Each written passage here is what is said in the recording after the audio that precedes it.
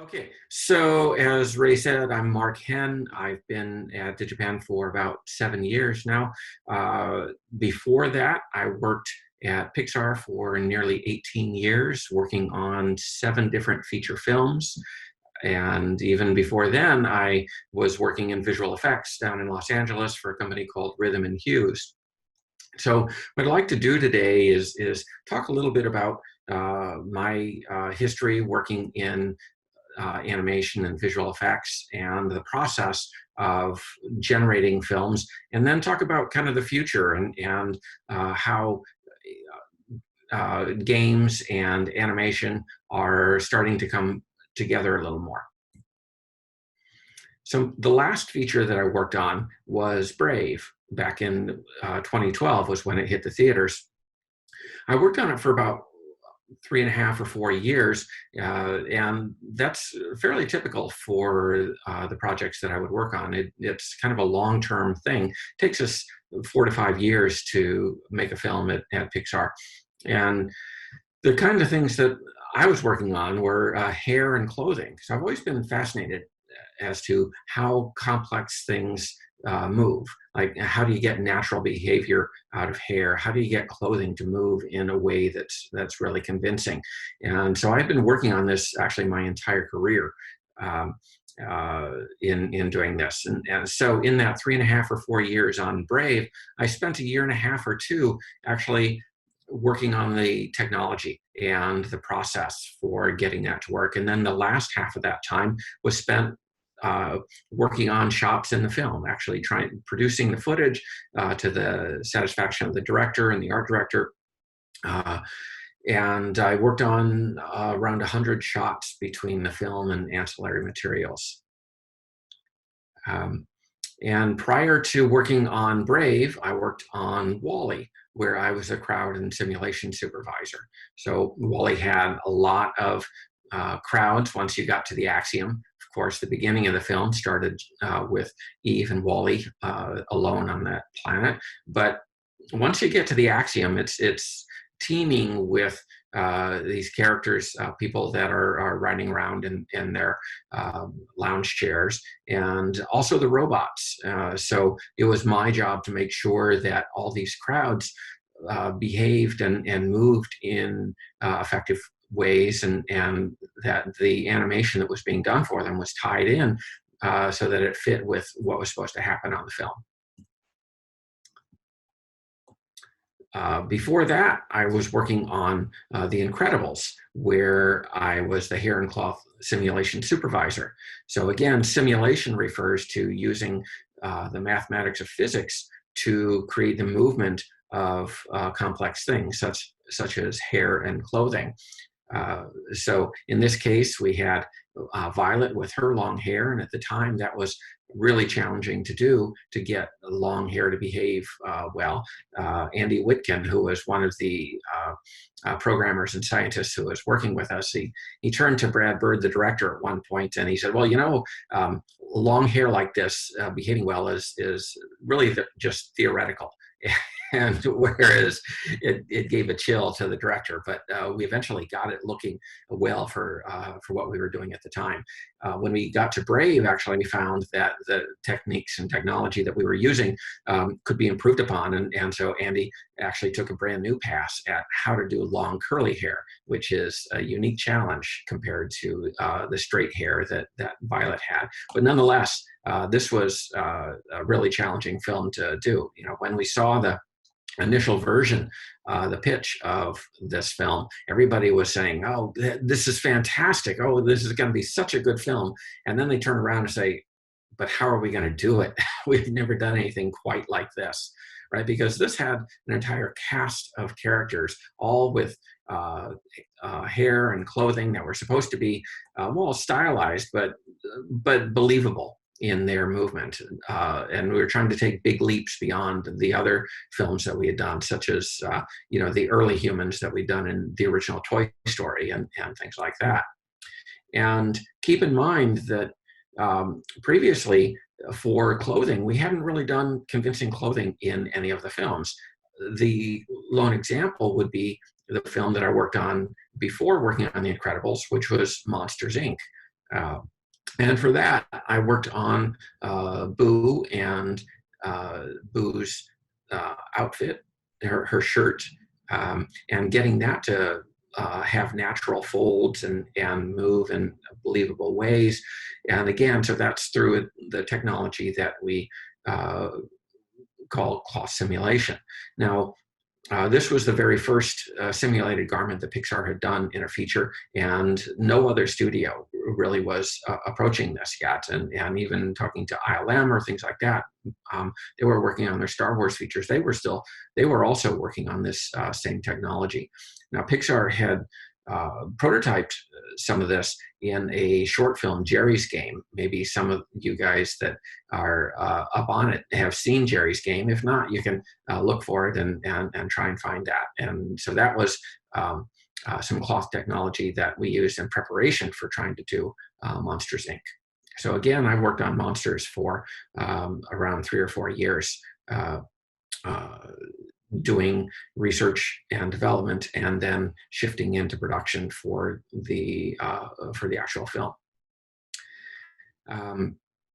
Before Monsters, I worked on A Bug's Life, and being interested in how complex things move, I was working on facial rigging. So here, Flick, when I talk about rigging, I'm talking about all the different controls that the animators use to get the expressions on the face or the body of the character. So here, how do we get that shape of the mouth and the eyebrows and the lids and all of those things, and how do we get convincing emotions out of these characters? Well, you need, just like if you were creating a puppet for a marionette show, you need controls to get things to work, the jaw and everything else. Well, these are much more elaborate than things that you would do in a puppet show, but it's the same principle, is somebody needs to hook up all the strings that make the thing work. And so that's a lot of what I did, as well as effects animation for various shots in the film, such as this smoke that I added to fire that Darwin Peachy had added. And I also had a bunch of debris flying. This is where, if you saw the film or remember the film, where their fake bird crashes into the ground and debris goes flying. So I worked on those shots as well, doing that kind of work. They had crowds in this film as well, but the crowds were nowhere near as large as they were on Walle. So again, Pixar continued to work on different kinds of problems and continuing to scale up over time. Now, A Bug's Life was all insects, right? They didn't have to worry about hair. They didn't have to worry about clothing. And in large part, that was by design. Same thing back on Toy Story. It's, the technology, the limiting technology of the time, now we're talking 25 years ago, was that computer graphics was really good at doing hard surfaces and plastic and things like that, but not so good at doing humans, as we can see retroactively in the film. So the main characters, leveraged the strength of the visual medium at the time. So again, I worked on body rigging, which is how the characters move when you pull the strings, in essence, when you use the controls, as well as doing effects animation for steam and smoke and sparks and a variety of things like that when the rocket explodes, all that kind of thing. Now, any of you may have used software such as Photoshop. Well, Photoshop didn't exist at the time, and so Pixar had to develop its own software that did something similar to what Photoshop does. Some of you may also know software such as Maya, which is used for creating objects, creating models in a scene and doing animation and such. Maya didn't exist either. So there were other programs, but much of the software that Pixar used is proprietary software, was written there and did things that no other software in the world could handle. And that was a big part of the strength that allowed Pixar to pioneer filmmaking when they did. Toy Story being the very first computer animated feature film. And so Pixar's always had a spirit of pushing the edge of things. But before I was at Pixar, I was down in Los Angeles working for Rhythm and Hues. And again, I was interested in how complex things moved. And so this is going back to cloth simulation. Now we're talking nearly 30 years ago that I worked on this commercial for Lexus. And so the silver car originally just looked like a silver car at sunset, and then it starts to ripple like a silk cloth, revealing the new model underneath, which is the black car. So that was cloth animation that I did back then. Now, we didn't have the software that we needed in order to pull this all off. It wasn't commercially available. We had to write it. And so I worked with Peter Farson and Larry Weinberg on creating that software. And then I did the animation where you can see the polygon mesh that I was pushing around, and the ellipsoids that you see all represent wind forces that I was animating to choreograph the movement of the cloth as it rose up and lifted off of the car underneath. So that's one of the things about simulation, is that you can't actually control things directly. You have to set up conditions that you hope that the mesh or the hair will actually respond the way that you want. Controlling simulation is always a huge challenge.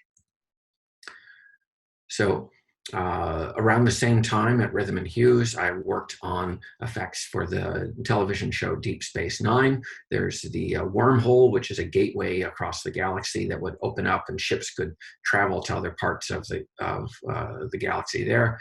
And that was combined with actually miniatures models. Like computer-generated models were not up to snuff at the time, couldn't hold up to what you could do with photography of miniatures. And so that was some of the work that I did there. I did other things at Rhythm and Hues, such as working on the original commercials for the Coca-Cola polar bears.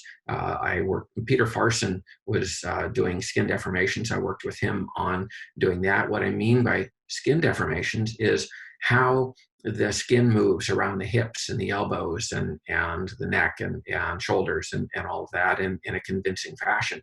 Because way back at that time, that was actually a problem, a challenge that hadn't really been sorted out very well. And as it turns out, that was actually the research topic of my master's thesis when I went to UC Santa Cruz, was how to get natural looking skin over jointed characters. And so my degrees are actually in computer science, but I've never held a professional job as a programmer since I graduated. All of the work that I've been doing has been in creating artwork or work on film and effects to the satisfaction of art directors. Now, at the time, there really weren't very many degrees that you could get, and nothing really that focused too much on this. There were just a handful across the country. So the whole field was emerging when I was doing my undergraduate studies. So what I did was, as a computer science major and a math minor, I knew that I needed a background in art. And so I took as many art studio and art history courses as I could manage. And so I'd be taking abstract algebra in the morning and then two-dimensional design in the afternoon. So really kind of pushing and pulling. And I've taken other things like film history and a variety of things. And after working more than 2 decades in the industry directly on this stuff, you learn a lot from those around you. So let's switch just a little bit. And now I'm going to talk about the different departments and groups of people that come together to make a film. So as you can see by this diagram, there's a clear beginning and end. As in as the process to make a film. And obviously, I'm being facetious, right? It's a complicated diagram, and all the different arrows here, and I'm sure I'm leaving some out, are indicating dependencies and communication that happens from one department to another. So, for example, the story department is who is creating the story, what it is that you're making, and they're going to send work over to the art department here, and they'll be interacting with editorial. And we'll talk about each of these different departments and what they do. And then keep in mind, there's also the producer and director who oversee all of this. And so the director is the person that created the story and has the vision of what it is that they're trying to make. And if left to their own devices, the director would use up all the resources and never actually get the film done, because they need the producer who's worried about who's available to do what jobs, and that you have enough computers, and that you're getting things done by the day on the calendar when you need to, and all of that kind of thing. So the producer and director need to have equal role or equal responsibility so that they can work together on these things. So part of the focus that I'm going to have is looking at areas that have shared with game development. And so on the left side, as we start to tease apart this little web of interconnectivity, on the left we have story, editorial, and layout. So those are departments that you don't really do within a game, and I'll talk about those kind of at the beginning. And then the center section is where we have overlap between what you do for animation and what you do for games. And so we have art, we have models and shading, we have animation, effects, and lighting. And all of those have their differences, but there's a lot of similarities as well. And then over to the right, I've teased apart, actually rendering does have shared with game, but I'm going to treat that a little bit more specially as we get towards the end. So let's focus first on these first three, the games and everything. And let me also turn off my notification so you guys don't hear any beeps like that one. All right. So, the story. Well, when we say story, we mean in the traditional filmmaking sense. We mean somebody has to write the story. Somebody has to write the script. In this case, these are pages from the Walle script, written by Andrew Stanton and Jim Reardon. And so Andrew Stanton was also the director, and that's typical for a Pixar film. Is that, they don't go to existing stories; they invent their own stories and their own characters all the way. And at a certain point, they feel like the story is solid enough and they're ready to move forward. And as they're generating the story, within the story department, there's also specialized artists called Storyboard Artists. And their job is to draw up the story in a series of panels, much in the way that you would in a comic book. So it provides that visual narration of what's going on. And these storyboard panels are ultimately going to turn into moments in the film. So as the story department writes the story and generates these story panels, they're going to have all these drawings, and now they've got to cut them together to make a kind of a temporary version of the film, a work in progress version of the film. And that goes to the editorial department that takes these drawings in. And they're going to cut these together using Avid software. Avid is a professional editor for making videos. And this is Stephen Schaefer, who was on The Incredibles and other films that I worked with him on. And he's sitting in the editorial bay at Pixar and using the software there. And I'll just point out here that editorial, you see, they have a lot of communication arrows with all these different departments.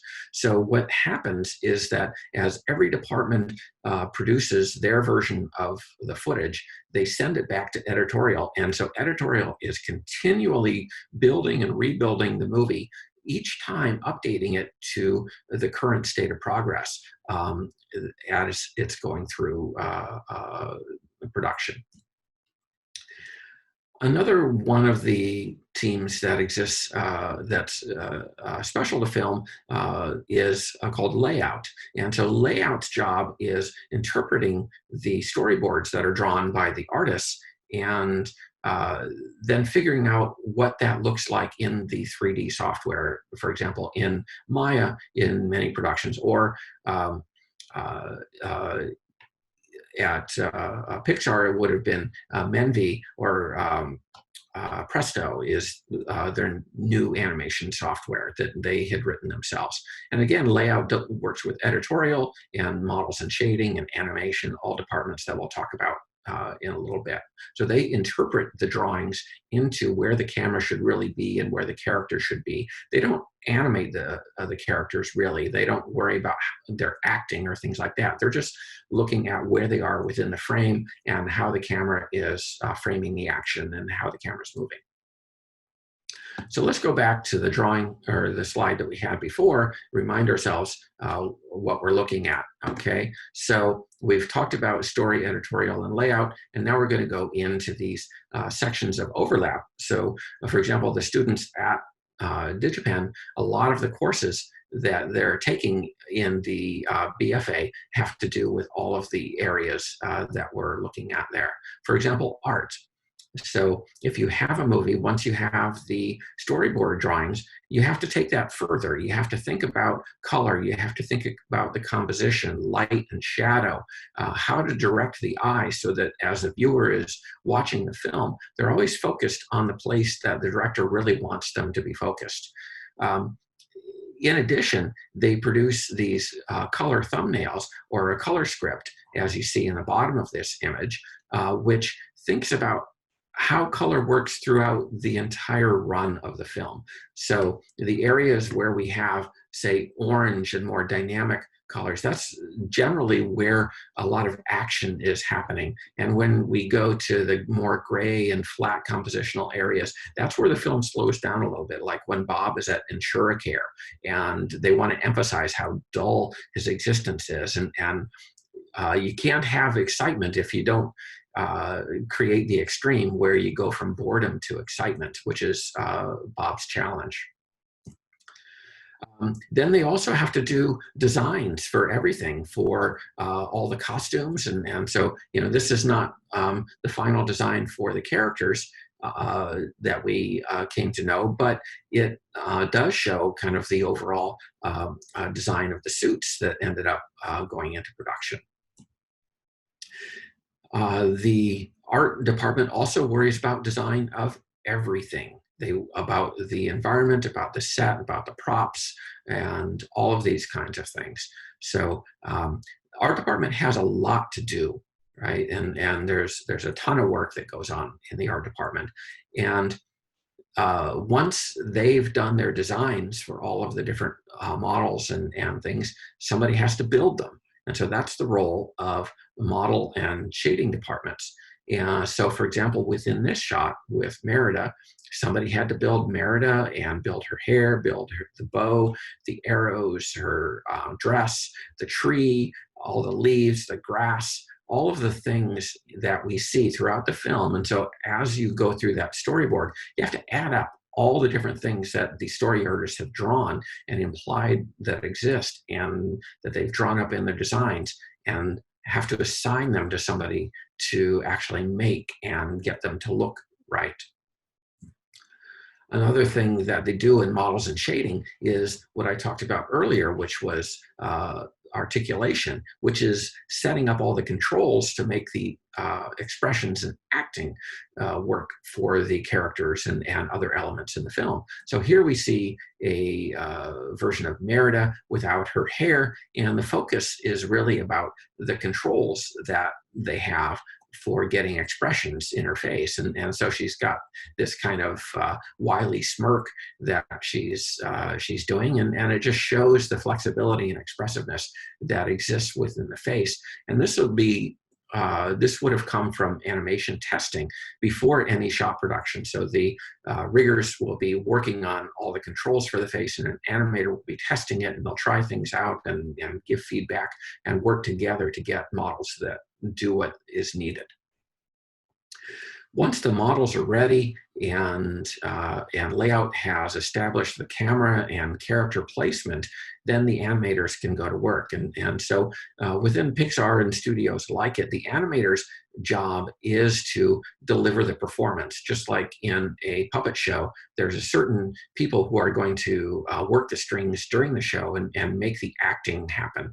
And so that's the job of the animator. So the animators don't actually build the puppets or the characters, but they do bring them to life for the actual performance. And so that we can get Eleanor's worried expression on her face at this moment, and Fergus being earnestly trying to encourage her through this tough time in the story. And we need to be able to read all of these expressions. And so that's done through posing and timing.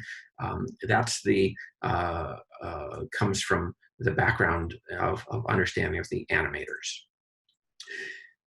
A different area of animation has to do with crowds. And so crowds are dealt with in a very different fashion, because for the main characters, every shot has its own animation, and that animation generally is never reused within the film. Every film gets its own work. And so an animator might work on a shot for 2 or 3 weeks. And that's like a 3-second section of the film.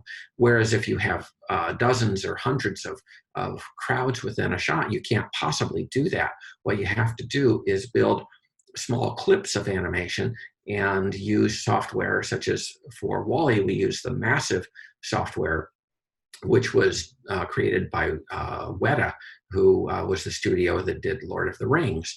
So they had made Massive available as a commercial product, and I decided that that's what we should be using for Walle. And so we adapted that to our pipeline, our process, which was actually quite a chore. It took, I don't know, about 9 months or so to get it fully tied in to our working process. But that's just, one of the challenges that goes into making one of these films.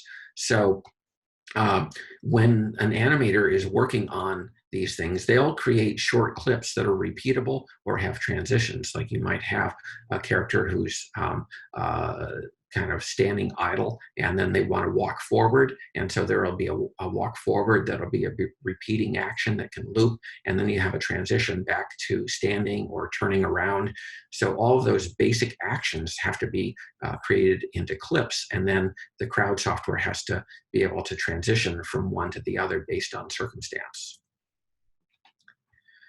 Another department within feature filmmaking is visual effects. And you may look at this frame from Monsters and recognize that this is not a frame that you ever saw in the finished film. And that's because when Monsters was being produced, and this was 2001, well, on September 11th, there was the attack on the World Trade Center towers. And I actually had spent a fair number of weeks working on this animated explosion, kind of a nuclear bomb effect almost, that was Harryhausen's. But then with the terrorist attack, nobody wanted to see this kind of thing in escape entertainment. And so actually, while I was on vacation, I heard that about what was going on, and they very quickly decided to do a different effect, which was kind of the glowing dome that you may remember from the film. Now, another department in here is simulation, and not every film has simulation, but many do these days. And so simulation kind of sits in the same place that visual effects does. We take the animation that the character animators have been doing, such as posing for this little sword fight, and then the job of simulation is to create the movement of the hair and the clothing and all the other character aspects to create the final result, and then that's going to go into what's happening. So in the film, so when the animators are working, they actually don't know what the hair and the clothing are really going to do. They have an idea, but it takes minutes or hours to generate the movement of the hair and the clothing. So they're kind of operating blindly. And back on The Incredibles, working with Brad Bird, he once asked me, what would be a super hard shot for you to do in simulation? I said, okay, here's one. Bob Parr grabs his jacket and puts it on, and there are no cuts. And he's like, what? That would be hard? And I'm like, yeah, because as you're animating that, you want to put your hand through the sleeve hole. You don't know where the sleeve hole is because it's not moving live while you're animating. It's happening afterwards. So you have to generate all kinds of tricks so that you can guide the sleeve to be where you want it to be when it needs to be there, and hope that the movement is going well. So it's a lot of things that you just don't think about are truly challenging in trying to make this stuff work, and how complex it is.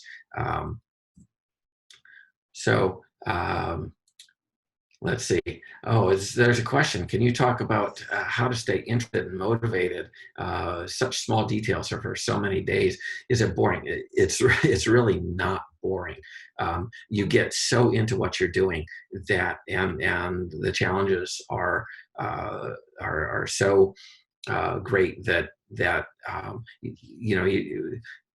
there's no time for boredom. And the other thing is that you're working with teams. So you do your part and you pass it on to somebody else, and they do their part, and you're just awed and amazed at what they've done. It's a hugely collaborative project. And so these are like group art projects that take a couple hundred people to do.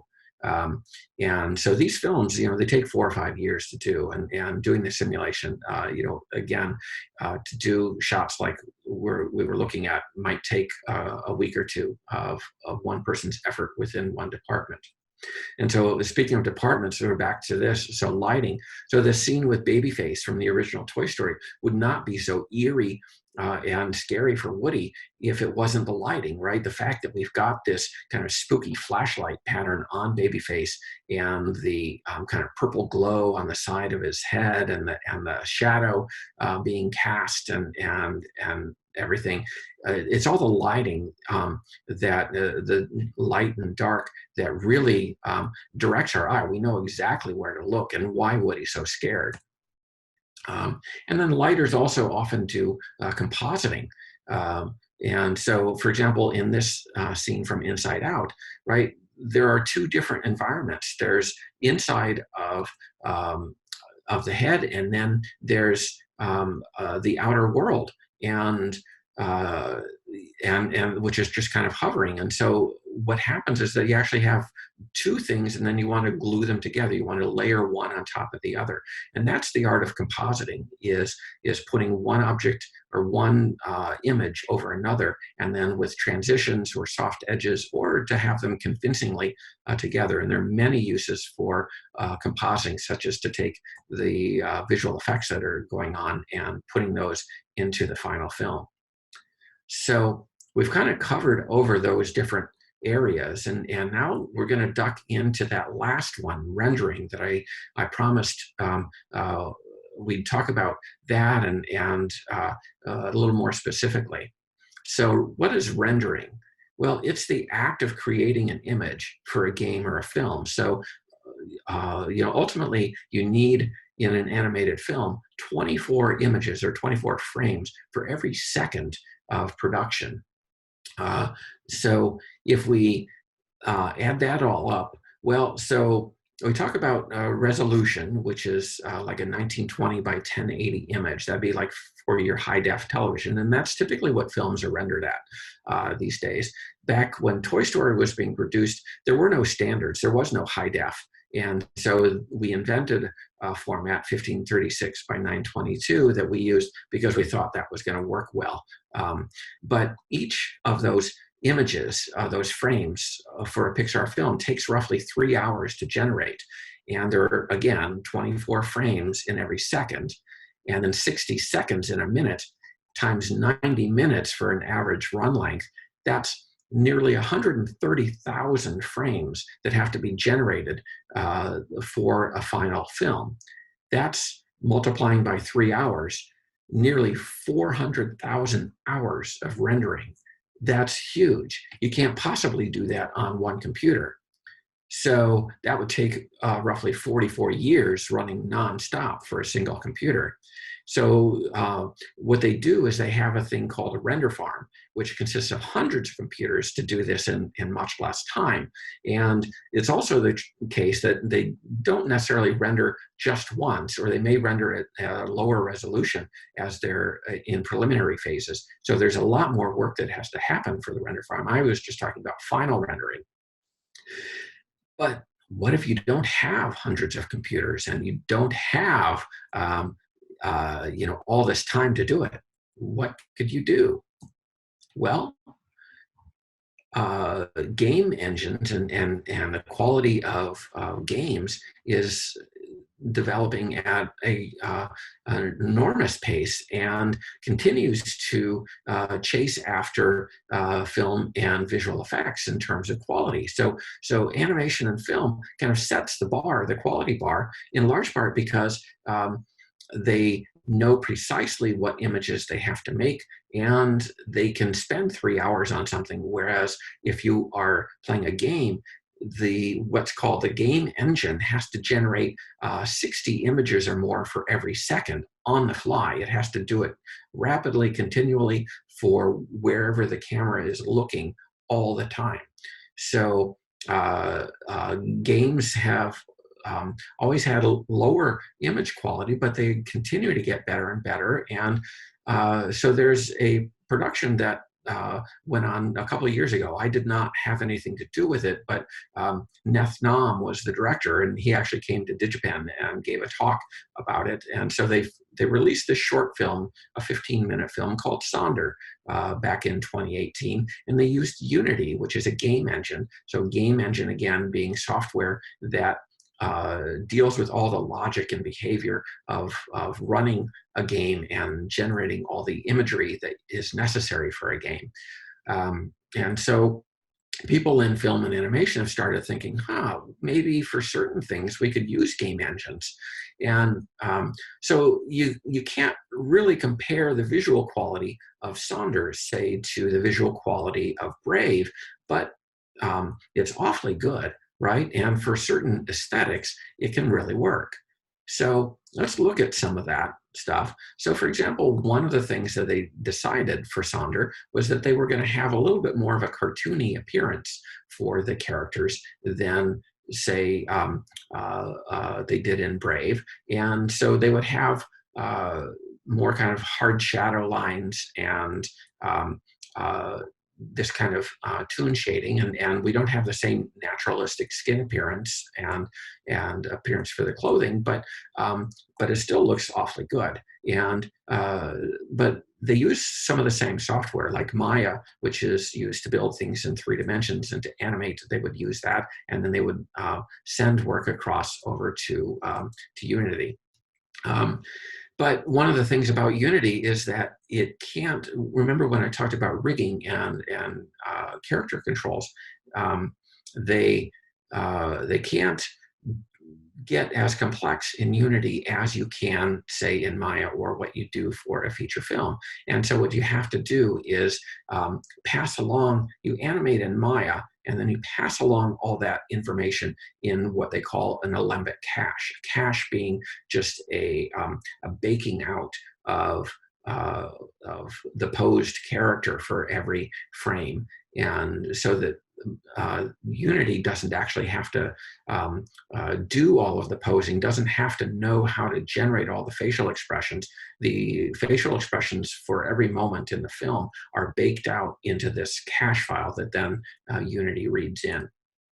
And then Unity has a new feature called a timeline editor that allows you to have this animating footage and worry about where the camera is and knowing about cuts and things like that. So Sonder actually was a production that spurred the developers of Unity into adding new features to make this venture into using a game engine more for doing film production, because Unity wasn't really adept at doing that. They're kind of two different production worlds and two different sets of demands between games and animation and what you need, but they're starting to come together. So one of the pros, the benefits of rendering in Unity, well, super fast and interactive lighting, so that if you're one of the people on the lighting team, then you can just move things around and everything, all the shadows and highlights and everything changes on the fly immediately as soon as you move the controls. For what we call offline rendering, like we do for film, it's getting faster and faster, but it's not nearly as interactive as it is, say, for Unity. But some of the cons, well, there's lower visual complexity, and if you're used to producing things one way, putting Unity in the pipeline changes everything. And so you've got to figure out how to do that. So this notion of compositing that I mentioned before, which was merging separate images together into one image, is hard because in Unity, you can't generate some of the data that you need in order to make that easy. And so you've got to figure out everything about your pipeline. And let's talk a little bit about visual quality. I'm looking at the time, and I may run a little bit long. I'll try to get to the questions here, but we're winding down, but I'll dive through these. What do I mean by visual quality? Well, so Unity has done a great job in adding a lot of the features that we rely on for animation and visual effects, but they need to do it at 60 frames a second. So they do a lot of cheats and approximations. So the quality is to the discerning eye, not exactly there. But let me walk through what I mean by some of these aspects of visual quality. Well, so one is, for example, what we call an area light. And that is that light is not coming from a single point, but it's actually coming from a space, in this case, this rectangle of this light. And so that gives softer shadows and a nicer look on your objects. And so if you were making this little pirate guy, then you would get a much better photograph of that pirate guy by using a light of this design. Another is what we call bounce light. So if any of you have seen situations like this, where the guy on the right is holding a reflector that bounces light onto the actor who's in front of the camera to create a more rounded sense of lighting around the character. So that's another quality of lighting. Then there's the quality of the surface. So on the left, we have what we call this polygon surface, very low resolution. And so you need to keep the polygon count low in a game engine typically. But we don't like to see those straight edges on anything. We want to see everything smooth and curved, which is a technology called subdivision surfaces, which game engines don't support. Other things are like motion blur, which is having things blurred within the image. So this is way back in 1984 when this was done. So this is a synthetic image, digital image, and Unity certainly can do motion blur. It's just there are different degrees of quality for this between everything else. And that's really what we're talking about. And depth of field. So the background is out of focus. The horse is in focus, and controlling that is very important in film and animation. Subsurface scattering, the fact that many materials actually transmit light, like skin, whether the light is behind the skin, like maybe behind your ears. If you're looking at someone in the sunset, their ears may glow a little bit from the light passing through their ears. But even if the light's in front of you, the softness of the skin comes from light penetrating into the skin and bouncing back out. And that's actually very important in getting convincing looks.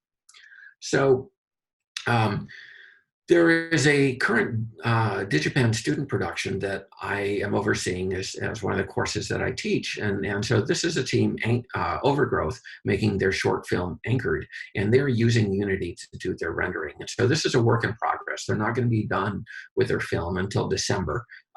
And they are having to live in this world, in this environment where the tools are kind of being developed and they're finding needs and working on their process in a kind of this groundbreaking area. And so again, these are just a few of the aspects of what they're doing, the tools that they're using. I won't go into this too much, but they're having to kind of invent their process and how everything works together in order to make this happen. So I want to thank everybody for coming in and tuning in for this presentation, and I'll look to the Q&A a little bit more, and if there's anything else coming on, we'll try and get to these questions here at the end.